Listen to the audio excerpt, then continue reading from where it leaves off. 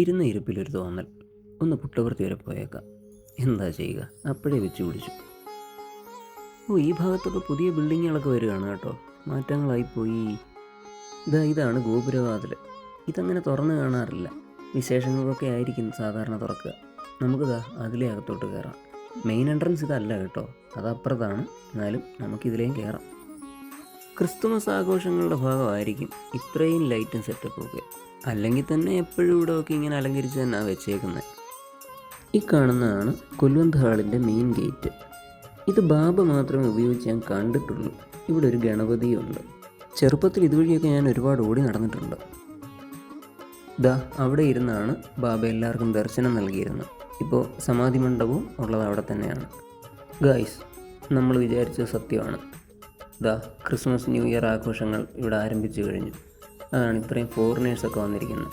സാധാരണ Christmas new year പോലെയുള്ള ആഘോഷങ്ങൾ ഇവിടെ ഫോറിനേഴ്സിനാണ് നൽകിയിരിക്കുന്നത്.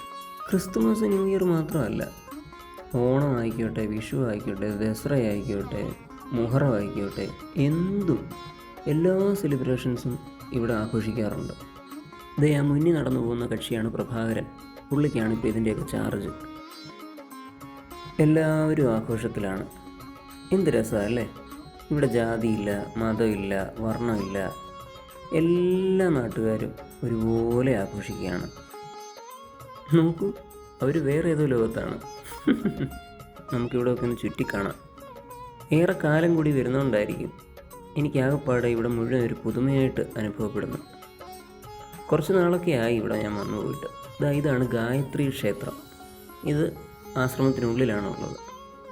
പിന്നെ ആ കാണുന്നത് north Indian canteen, Punjabi canteen എന്നും പറയും. ഇതുപോലെ 3 ക്യാൻറ്റീനുകളുണ്ട്. South Indian canteen, north Indian canteen, western canteen. നമ്മളിന്ന് ഭക്ഷണം കഴിക്കാൻ പോകുന്ന വെസ്റ്റേൺ ക്യാൻറ്റീനിൽ നിന്നാണ്. ഇതാണ് അതിൻ്റെ ഉൾഭാഗം. എന്ത് രസമാണെന്നറിയാമോ? അതുപോലെ തന്നെ എത്ര റീസണബിൾ പ്രൈസ് ആണെന്നറിയാമോ ഇവിടുത്തെ. ക്രിസ്തുമസിന് വേണ്ടിയുള്ള ഒരുക്കങ്ങൾ എല്ലായിടത്തും നമുക്ക് കാണാൻ സാധിക്കും. വിലയൊന്ന് ശ്രദ്ധിച്ചാണ് എല്ലാവരുമേ.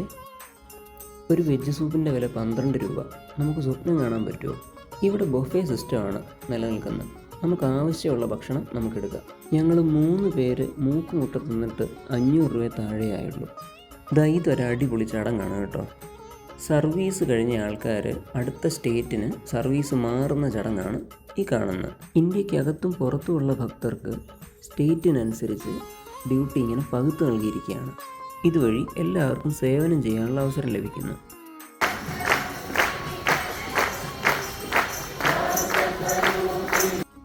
ഈ കാണുന്ന ബിൽഡിങ്ങിനുള്ളിലാണ് ബാബ താമസിച്ചിരുന്നത്. ഈ ഗണപതി ക്ഷേത്രത്തിൻ്റെ അടുത്തേക്കാണ് നമ്മൾ ആദ്യം കയറി വരുന്നത്.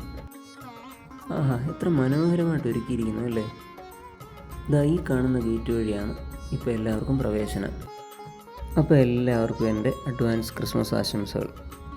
എല്ലാവരും ആഘോഷിക്കുക, ഞാനും ആഘോഷിക്കട്ടെ. ടാറ്റാ.